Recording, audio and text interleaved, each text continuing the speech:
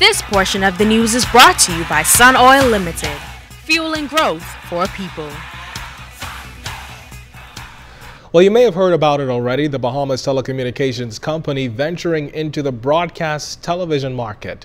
Well, BTC Senior Vice President of Sales and Marketing Marlon Johnson confirmed the company will bring TV on stream before the end of the year.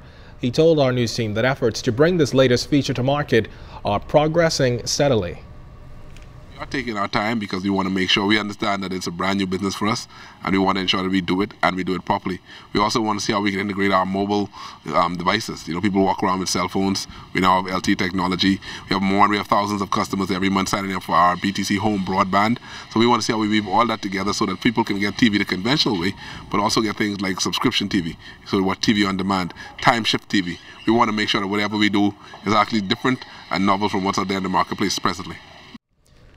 Well, Mr. Johnson also talked about the company's plans to further enhance its product.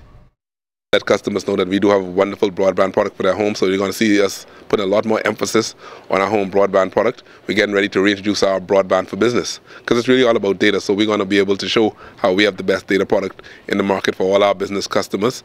Of course, people are very excited about our 4G LTE. People want to have the most fast, most reliable internet transmission on their telephone devices, so we've recently launched, and now that's rolling up. That's going to be very exciting. So it's really going to be about broadband, whether you can use your broadband in your home, whether you use your broadband for your business and your data needs, and whether you use your broadband for telephone. This year is really going to be about data. Rich with Bahamian history, it's a site that many Bahamians have never seen, but officials at Clifton Heritage National Park are hoping to change that. The site, that's the former Wiley slave plantation, was purchased by government 10 years ago for patrimony and to be permanently owned by the Bahamian people. Occupying some 280 acres of land and an offshore quay, the park houses several original structures including the Great House, slave dwellings, a landing site where slaves were brought in when they first arrived in the country, and native Bahamian flora. Managing Director for the Clifton Heritage Authority, Mario Scott Bannister, has mounted a public awareness campaign to keep Bahamians informed about this significant part of history. We know that the first settlers were the Lacayans, made their life off the land, farming, and mostly fishing. And of course, when the Europeans came, they opened up the plantations. You might have heard of one of the most famous one talked about was the Wiley plantation. And the ruins that you see, most of them are left by Wiley because he built homes for his slaves and gave them lots of livestock. So at one point there was a lot of livestock here after the plantation era died away. So what we're doing now is we have the various homes visiting, Brantford Homes, the children's Billy Lane Children's Home, and all the other homes coming down for a visit, Great Commission Ministries coming down for a visit, so we can expose the young persons to our history. Now, the park incorporates the country's Lucayan, European, and slave history, and aside from its historical importance, 2 James Bond movies, Jaws 3 and the Flipper series, were all shot at Clifton. The park that previously opened only Monday through Friday will now be open 7 days a week. There's a lot of history here. People, Americans and foreigners see it on our website, and they come down asking to have a visit because they want to see Jaws Beach, they want to see Flipper Beach, they want to see where the James Bond movies were filmed. For the Bahamians, we'd like to know where the Lucayans lived. We'd like to know where the slave settlements were. We'd like to know who was William Wiley, who was Johnston, and all the others. So there's a very important history here, and a qualified staff here can tell you all about it. Well, the next time you pull into one of the 3 short-term parking lots at Lynden Pindling International Airport, you'll notice a significant decrease in the daily parking rates.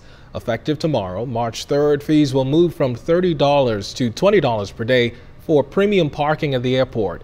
That's 33% less than what drivers paid 1 week ago. Well, according to Nicole Henfield, she's a manager of parking and ground transportation at Nassau Airport Development Company, the fee reduction is a direct result of feedback from consumers.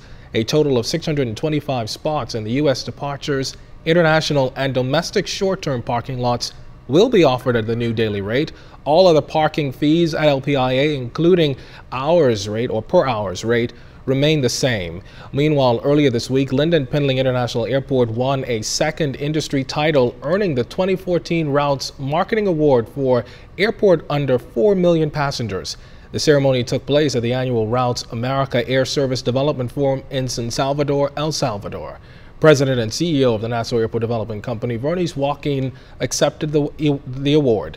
The win comes on the heels of LPIA being named ACI Worldwide's Air Service Quality Most Improved Airport in Latin America and the Caribbean. Well, the Empty Bowls event is now history. It raises awareness about the fight against hunger through the promotion of the arts. Although it's celebrated throughout the United States and other parts of the world, here at home, this year's project represents a true reflection of all sectors of the community coming together to help those in need. Event organizer Joan Griffin Behag hopes to raise $100,000 this year, up from her initial goal of $50,000, as there are so many Bahamians going to bed hungry. Empty Bowls really is a community effort to help feed the hungry in the Bahamas. And I say community effort because this is the first year we've got people coming to make bowls from Nassau East, Nassau West, Nassau North, and Nassau South. We have the youngest child, 4 years old, making bowls for us. We went to Queens College High School, Queens College Primary School. We went to St. Andrews and taught their children how to make the bowls. We taught the kids here at Queens College how to make the bowls. Now, bowls are made by various artists and art students from a number of materials. These one-of-a-kind pieces are then sold for $20 and are filled with flavorful Bahamian soups.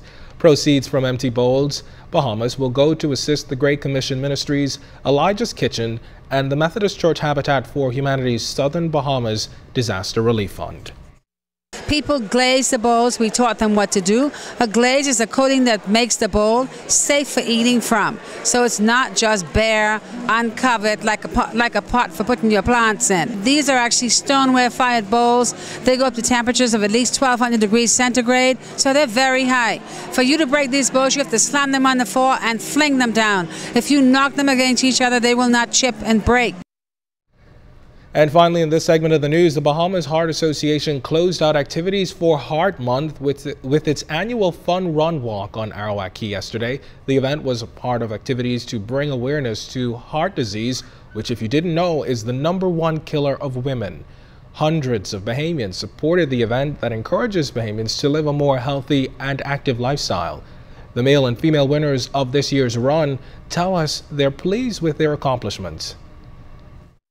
Feels very good to win. Actually, I'm just off Marathon Bahamas, and well, I ceased my training for a couple of weeks, and I came out for like the very first time after marathon. It was a challenge, but it was good. It feels good to win. I ran all my adult life. I do all the fun run walk. I did 6 marathon, and actually I'm turning 50 this year, so I'm training for Boston. It helps me in reference to just keeping in shape. Yeah, so my motto right now is more like your health is your wealth, you know, which is very important. Because as you get down in age, you know, your body metabolism seems to slow down. So therefore you got to keep it more boosted by just eating the right foods and nutrients and keep the body more in shape. Well, that does it for this portion of the news. Don't go away. Julian Gibson is up next with Sunday Sports.